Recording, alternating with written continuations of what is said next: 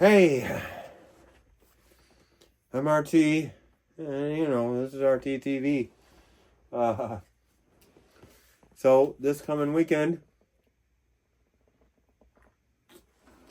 we are going to make shrimp po' boys. It's a sandwich. It's from New Orleans, and we're gonna run that over right now. I'm gonna show you all the ingredients and everything else to it. So I know I should have done this video last night, but I didn't. But hey, here it is. So, all right, let's go over the board. Okay, so kind of all over the place here. And there's a bright spot right here. But we'll get through it, right? Okay. First, we got, of course, this RTTV. Oh boy. Boy. Po' boy. Started off at poor boy sandwich. It actually did say poor boy. These are shrimp.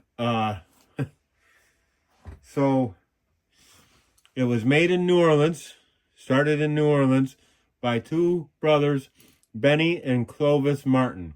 Now, Benny and Clovis Martin were street conductors, streetcar conductors back in the day.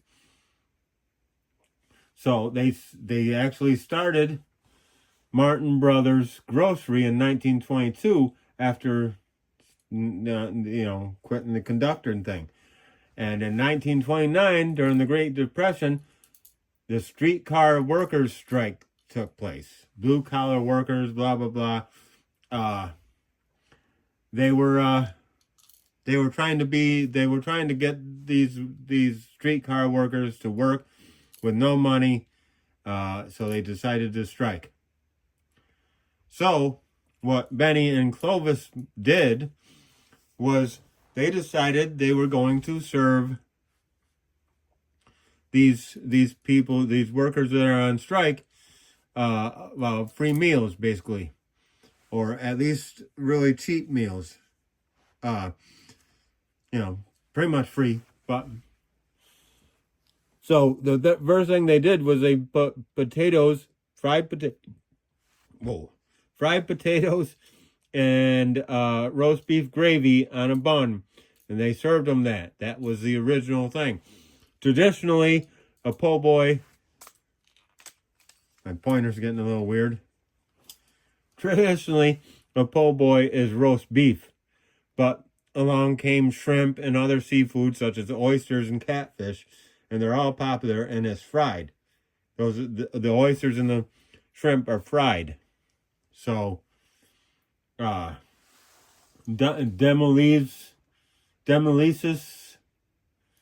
1924, 100 years old. They're one of the few places that serve, one of many places, I guess you'd say, that serve the po' boy.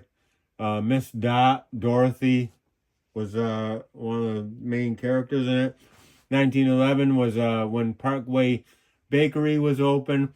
They served the po' boys in 1930s. Guys opened in the 1920s. They served many po' boys. And 1896 was when the Lindenheimer Baking Company started, and they were the ones that baked all the first breads for the po' boys. And then, I don't know, 1930s sometime, John Gendusa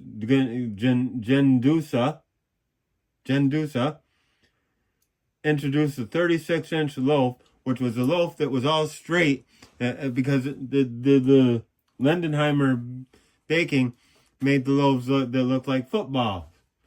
This is where they started with 36-inch loaf and had it nice and straight.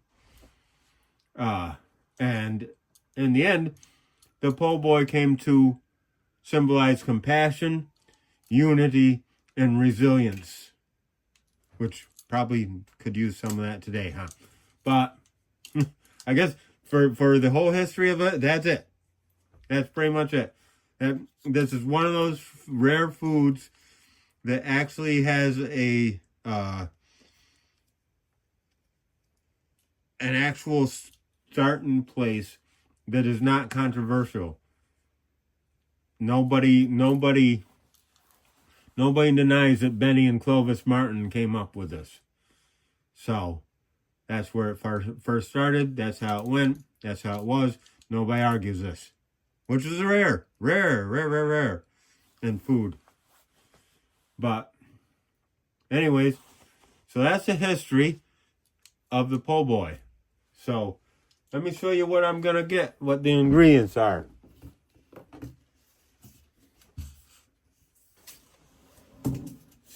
So we are going to do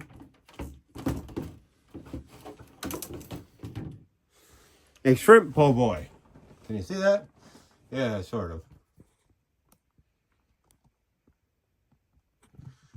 We are going to do a shrimp po' boy.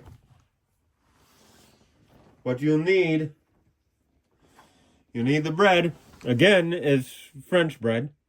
Basically, try to find yourself a good, wide, nice piece of French bread. It's different from a baguette. Don't get a baguette. Baguette's a different thing. Then we got everything else. We got Gulf shrimp, if you can find them. I found them down at Market 32, Price Chopper, whatever. If I can find them, you can find them. Then you got corn flour or flour plus cornmeal. I would get either fine cornmeal or grind it a little bit. Me, I found some what's called Maseca. It's basically a corn flour mixed with lime in a way, I believe. How to make the shrimp really taste good. Then you got your peanut oil. That's your cooking oil. Then you got your shred iceberg. Yes, that's a word. I'm making it up. I don't care. It's now a word. It's basically shredded iceberg. Whatever. Shred iceberg. Then you're going to need tomatoes. You're going to need dill pickles. Now, the other things here, mayo, sriracha, ketchup, these are things that you can leave some out. You can keep them all in. I would say definitely keep this ketchup in. People say the ketchup really, and if you can imagine, if you eat shrimp with a cocktail sauce, you can imagine that and say, okay, I like this. I'm gonna make the mayo, sriracha mayo, spicy mayo. And you can put whatever you want on it. You can make your own thing that you want if you want. You know, there's no real thing for the sauce. In the beginning, like I said, it was roast beef gravy. So, didn't have any of this. But nowadays, they have any of this. They have this and everything. What happened kind of was the po' boy turned into New England's hero or submarine or hoagie in some places. You know, that's basically nowadays you can put whatever you want on the po' boy. But traditionally it was roast beef. So, and then after that it came the fried shrimp and other things like that. Now for the spices, of course we got salt and pepper. This is all the taste. I'm gonna have some Creole seasoning, some Old Bay, and any other spices you want. Go through your spice cupboard and if you like it, put it on. Put on some paprika if you want, or you know your onion powder, garlic powder, whatever you want like that. If you want to put it on there, go ahead. These are the ones I'm gonna put on there. Maybe a couple other ones. I'm not certain yet. We'll have to find that out. But anyways, it's going to be a thing of where, we're going to bread Gulf shrimp and the corn flour, or flour plus cornmeal. Cook it in the peanut oil. Then we're going to add it to the bread, which is going to be lightly toasted this time. And then we're going to put the fried iceberg, tomato, dill pickles, mayo, sriracha mayo, ketchup, a little bit of salt, a little bit of pepper, a little bit of Creole, Old Bay, maybe a couple other things for spices.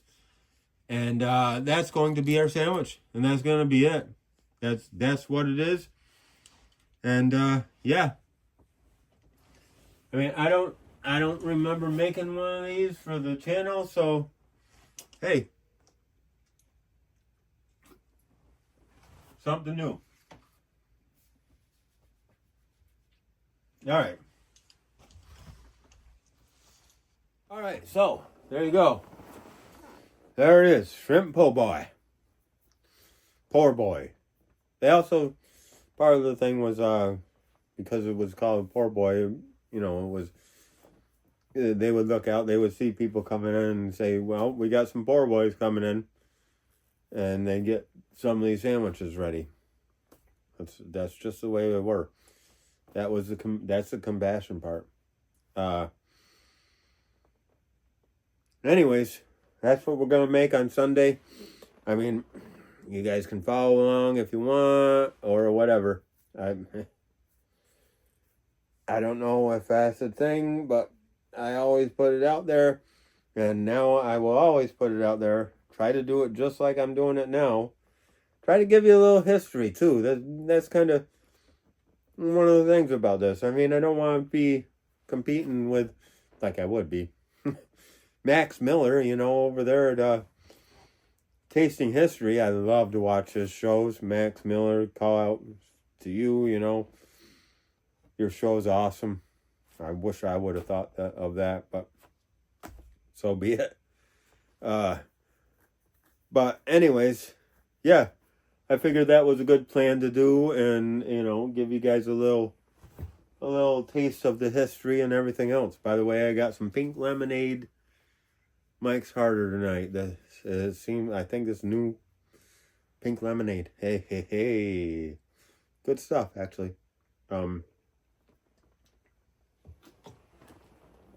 But anyways, hope you join me on Sunday, 2 o'clock. Love you guys, all that jazz. Thanks for watching and all that jazz. And I hope you follow me. This is going to be a good one. I mean, there's nothing like shrimp po' boy. Come on now. So, all right, guys. Love you. And that's it.